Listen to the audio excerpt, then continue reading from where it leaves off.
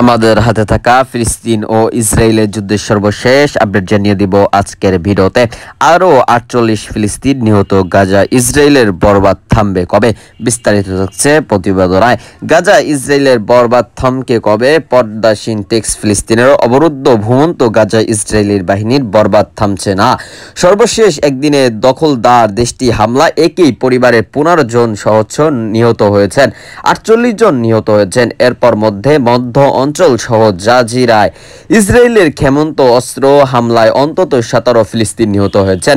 তাদের মধ্যে ১৫ জন একই পরিবারের সদস্য। এসব সদস্যের মধ্যে ১১ জন শিশু রয়েছে। খবর আল জাজিরা। কাতার ভিত্তিক সাংবাদিক খবর বলেছেন, শনিবার গাজায় জুড়ে হামলা চালিয়ে ইসরায়েলের বাহিনী অন্তত ৪৮ ফিলিস্তিন নিহত হয়েছেন।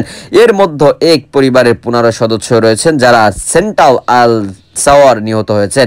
এদের মধ্যে ২ থেকে ১১ বয়সী ১১ জন শিশু রয়েছে, তাদের জানাজা হয়েছে। নিহতদের প্রতিবেশী আবু আহমেদ হাসান বলেন, তারা বিছানায় ঘুমিয়েছিলেন, তখন ৩টি ক্ষেপণাস্ত্র তাদের বাড়িতে আঘাত হানে। সেখানে কোনো ধরনের সামরিক তথ্য ছিল না। ওই বাড়ির মালিক একজন পরিচিত ব্যবসায়ী ছিলেন। এছাড়াও ভূমন্তের বিভিন্ন স্থানে ইসরায়েলি বাহিনীর হামলায় আরও ৪১ ফিলিস্তিন নিহত হয়েছেন।